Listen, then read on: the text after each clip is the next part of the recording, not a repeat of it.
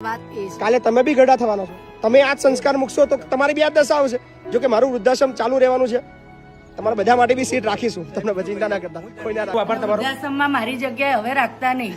આ બોલ્યા છો તમે એટલે મને બી આખી રાત ઊંઘ નહીં આવી, એટલે જ સવાર ઉઠી એવી મેં કીધું પપ્પા હવે જવું પડશે આપણે. તમારા વિડીયોથી અમારી આંખો ખુલી ગઈ છે, પણ આવું કરાય નહીં એમ કર્યું અમારી અમે તમને કહેતા નહીં તમે ખરાબ છો. આખી દુનિયા આવી છે બેન, તમે આવ્યા છો એવું નહીં.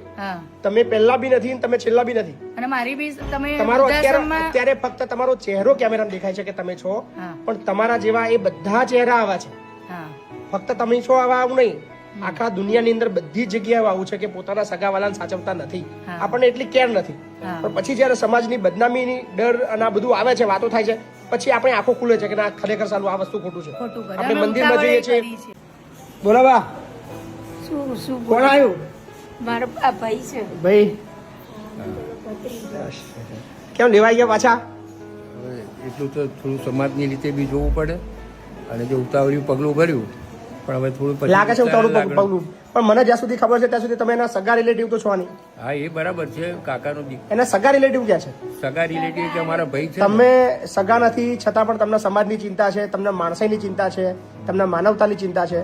તમે સગા ભાઈ નથી છતાં પણ એનો સગો ભાઈ લેવાનો આવ્યો. શું એ સગા ભાઈ નામ શું છે? કિરીટભાઈ. અને એની સગી બેન આવી હતી, એનું નામ શું છે? કોકિલાબેન પટેલ. હસુમતીબેન. હસુમતીબેન. કેમ કોકિલાબેન કેમ ના આવ્યા? આજે એમને એવું કીધું તમે લોકો લઈ આવો, અને આજે મારે નથી આવું એમ. નથી આવું. સમાજની ઇજ્જતની બીક છે એમને. તમે તો દૂરના છો, તમે તો કાકાના છો, તમે છતાં બી સમાજની બીક રાખ્યા વગર મતલબ ગાળો બી લોકોની ખાશું તો ખાઈ લઈશું, પણ આપણે માનવતાના નાતે આપણે ધર્મ નિભાવીશું. પણ એ સગા તો આયા જ નહીં. એમને કીધું તમે લઈ આવો. બોલો, જવું છે તમારે? રહેવું છે? અહીં રહેવું છે. આ અગ્ર વિજય થઈ ગયો છે. તમારી લોકો બહુ વાતો કરતા કે આ હંતાઈ ફરે છે પેલા. ના હું પાછળ. શું નામ તમારું? અલ્પેશભાઈ. અલ્પેશભાઈ. સગા ભાઈ છો અમને? મારા સગા ફઈ છે. સગા ફઈ છે, મારા ફઈ થાય. તમારા ફઈ થાય છે. અચ્છા, બરાબર છે.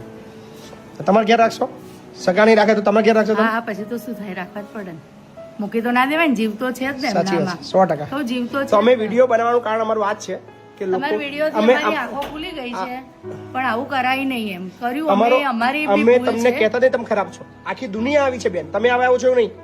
તમે પહેલા બી નથી તમે છેલ્લા બી નથી. અને મારી બી તમે તમારો અત્યારે ફક્ત તમારો ચહેરો કેમેરામાં દેખાય છે કે તમે છો, પણ તમારા જેવા એ બધા ચહેરા આવા છે.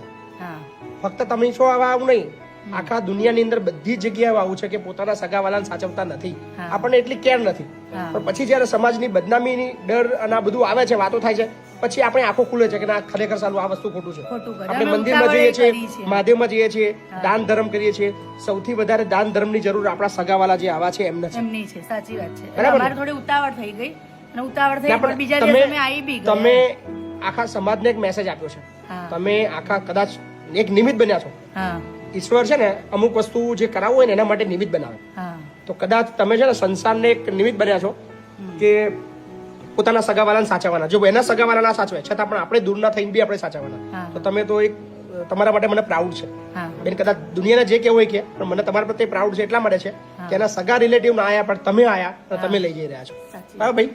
થેન્ક યુ મારા ભાઈ, ખૂબ ખૂબ આભાર તમારો. વૃદ્ધાશ્રમમાં મારી જગ્યાએ હવે રાખતા નહીં.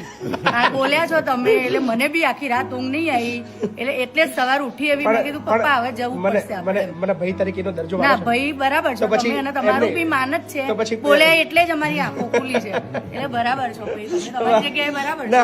જવું છે ને તો જઈ આવો. લઈ જવા છે બસ. રાત રાખ્યા તમારે ત્યાં, અને એમનો પ્રેમ જોયો તો એ શું કે છે મારે નથી આવું, શું કામ આવી? અમે કીધું ના અમે તમને લેવા આવ્યા, લઈ જવાના છે. જવું છે ને તો પણ જવું છું ખરી.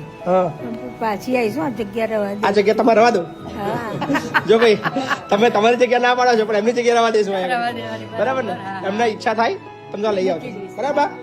પાછા આવી જજો, કોઈ ચિંતા નહીં. હા ને? ઓકે, થેન્ક યુ બેન. અને સમાજ એક મેસેજ આપી રહ્યા છો કે પોતાના સ્વજનનું ઘર છે ને એ વૃદ્ધાશ્રમ નહીં, એ આપણું ઘર છે. આપણા ઘરની અંદર એકાદ ખૂણો તો એવો ખાલી હોય જ જે આપણે આપણા સ્વજનને રાખી શકીએ. બરાબર ને? થેન્ક યુ ભાઈ, થેન્ક યુ. સો સારા સમાચાર એ છે કે માત્ર 24 કલાકની અંદર સમાજની આંખો ખુલે છે, સગાવાલાની આંખો ખુલે છે અને બાને લઈ જાય છે. અમારો ઇન્ટેન્સ કોઈને બદનામ કરવાનો કે કોઈને ઉતારી પાડવાનો બિલકુલ નથી. અમારો ઇન્ટેન્સ એ છે કે સમાજ આ દિશા તરફ વિચારે તમારા સગાવાલા પાછળ બી થોડોક તમે ખર્ચો, અમને તમે દાન નહીં આપો ચાલશે. ઘણા બધા લાખો લોકો છે જે અમને દાન આપે છે. હું એમને ચોક્કસ કહીશ કે અમને દાન આપો છો, બહુ સારી વસ્તુ છે. એમાંથી ઓછું દાન થોડું કરજો, અમને થોડા ઓછા પૈસા આપજો, પણ તમારા રિલેટિવની અંદર કોઈ ગરીબ હોય તો એને તમે આપજો, એને વધારે જરૂર છે. કારણ કે તમારા પૈસા પર અમારા કરતાં બી અધિકાર એમનો વધારે છે. સો પ્લીઝ આ વિડીયોને શેર કરજો. અને હજી ઘણા બધા બા છે, ઘણા દાદા છે, એ પણ કોઈની રાહ જોઈ રહ્યા છે. સો કદાચ 1-2 દિવસમાં એમને પણ કોઈ લેવા આવે. Thank you.